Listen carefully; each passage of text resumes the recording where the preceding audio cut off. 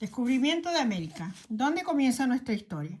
Lo que vamos a narrar tuvo sus comienzos en las postrimerías del siglo XV y en aquellos ya lejanos años, dos naciones europeas, España y Portugal, anhelaban establecer una ruta marítima hacia la India y otros países cercanos. Para hallar un símil en la época actual, podríamos compararles con las grandes potencias que en la segunda mitad del siglo XX emprenden la carrera del espacio para la conquista de otros mundos. Las regiones hacia las cuales se quería comunicar por el mar eran ricas en especias, esto es, entre otras, nuez moscada, vainilla, canela, pimienta y clavo de olor, además de marfil, los brillantes y las perlas. Asimismo, China, ubicada en las proximidades de la India, era rica en producción de porcelanas, perfumes y seda. Europa estaba obligada hasta aquella época a comerciar con las Indias por rutas cuyas dificultades y peligros eran evidentes, y los mercaderes organizados en caravanas debían cruzar el Mediterráneo o el Bósforo. Se internaban armadas por Siria, Mesopotamia e Irán, o también por el Asia Menor, la Armenia y el Turquestán Caspio. Algunas caravanas de mercaderes hacían la travesía en embarcaciones a vela por el Mar Rojo o por el Golfo Pérsico, y luego, después de arribar a las costas del Océano Índico, continuaban su ruta hacia el oriente.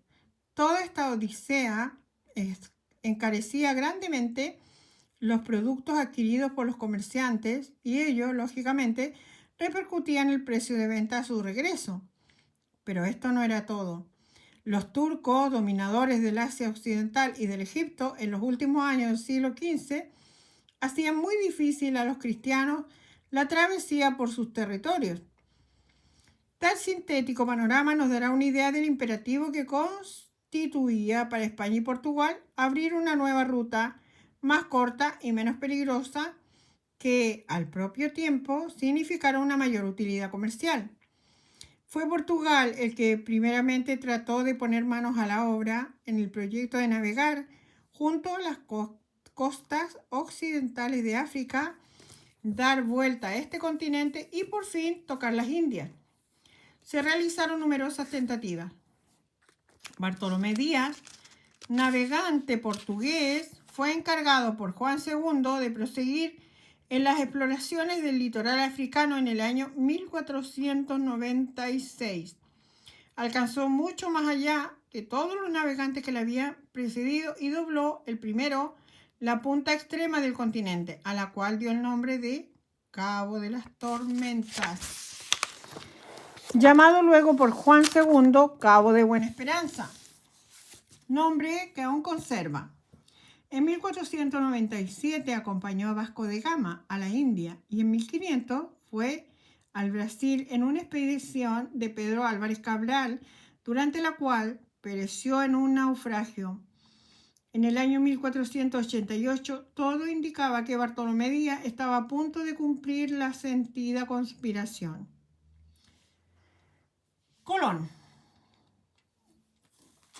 En esta época, un marino anónimo que había nacido en Génova se presentaba ante la corte de España para exponer ante los reyes su ambicioso proyecto de llegar a las Indias utilizando una vía enteramente contraria a la seguida por los portugueses.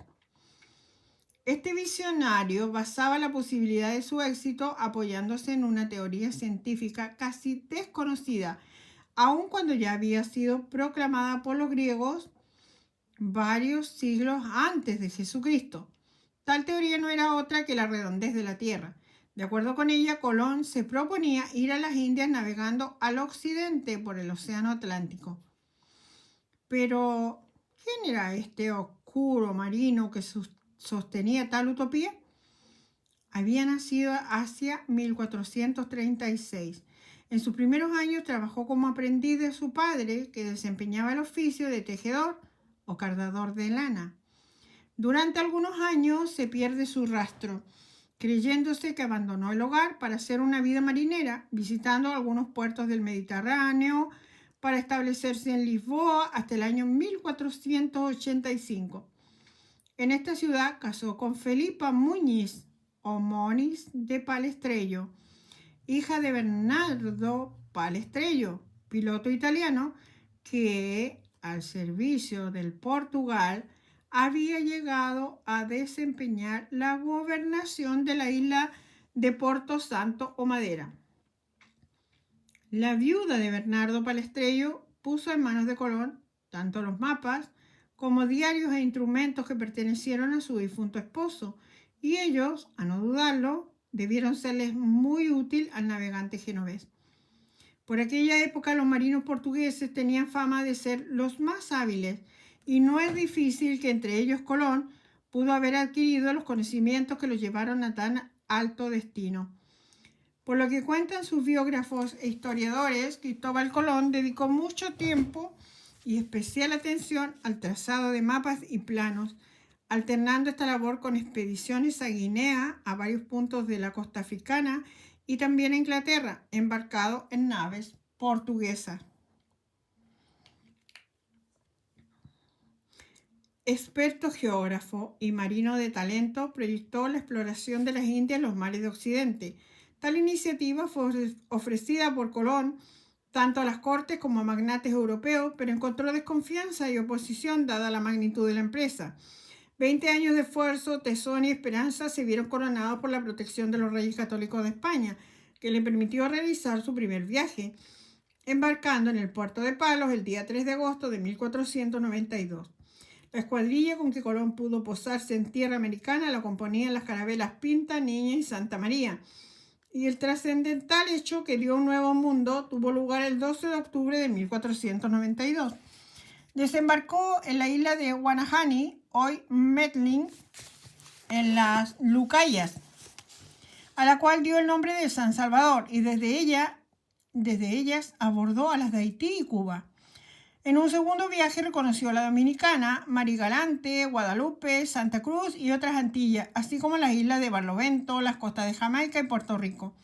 Su tercer viaje lo realizó en el año 1498, descubriendo la Trinidad. Recorrió el continente y la costa de América del Sur desde el Orinoco a Caracas. Finalmente, en su cuarto viaje, en el año 1502, avistó la costa de Veragua. Fue rechazado por sus antiguos compañeros en Haití, padeció hambre y enfermedades. Se cuenta que para proveerse de víveres tuvo que recurrir a la superstición de los indígenas, a los cuales les anunció un eclipse. Volvió a España en 1505, pero el rey Fernando, dando crédito a las calumnias difundidas por sus detractores, le dejó morir en la indigencia. El huevo de Colón. Un día que los envidiosos trataban de desmerecer la importancia de su obra, cuéntase que Colón tomó un huevo y propuso a quienes lo rodeaban lo siguiente: ¿quién de vosotros es capaz de hacer que se tenga derecho este huevo sobre la mesa? Todos probaron, pero ninguno lo consiguió. Entonces Colón lo hizo rompiendo un poco una de las extremidades del huevo. Como se le argumentara que de aquel modo era cosa fácil y sencilla, Colón respondió con sonrisa irónica: pero a vosotros no se os ha ocurrido.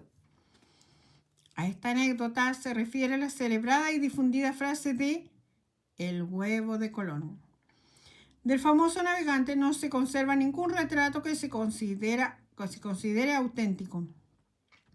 Sin embargo, existe una descripción de su físico de vida al padre Las Casas, que es la siguiente: el almirante era alto, de agradable presencia, de rostro alargado y nariz aguileña, ojos grises, claros o pardos, pero muy animados, castaño el cabello y la tez muy blanca, pero algo pecosa y colorada.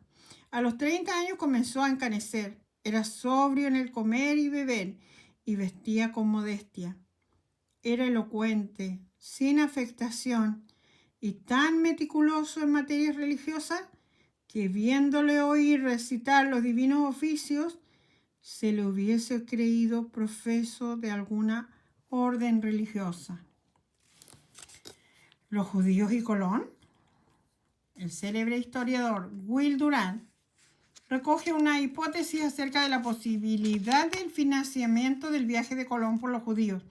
Dice, en efecto, los judíos de España florecieron y prosperaron hasta la conquista de Granada por Fernando en 1492.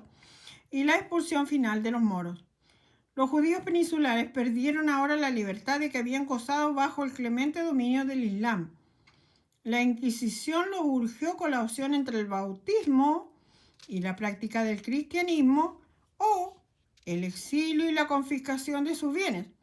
No que la Iglesia fuera violentamente hostil a los judíos. Los papas protestaban reiteradamente contra las barbaridades de la Inquisición, pero el rey de España creía poder aumentar sus caudales con la riqueza pacientemente acumulada de esta raza extranjera. Casi el año en que Colón descubría la América, Fernando descubría a los judíos. La gran mayoría de los judíos aceptaron la alternativa más dura y miraron a su alrededor en busca de un sitio de refugio. Algunos se embarcaron y buscaron acogida en Génova u otros puertos de Italia. Fueron rechazados y siguieron navegando en una miseria creciente y acosados por la enfermedad hasta tocar la costa de África, donde muchos fueron asesinados por causa de las joyas que se pensaba habían salvado. Unos pocos fueron recibidos en Venecia, que sabía cuánto debía a los judíos de su poder marítimo. Otros costearon el viaje de Colón, hombre tal vez de su misma raza, esperando que el gran navegante les hallara un nuevo hogar. Colón se afirmó en su creencia de haber descubierto las Indias, tanto en su primer viaje como en los posteriores, y murió en 1506 convencido con esta idea que, por lo demás, era generalmente compartida.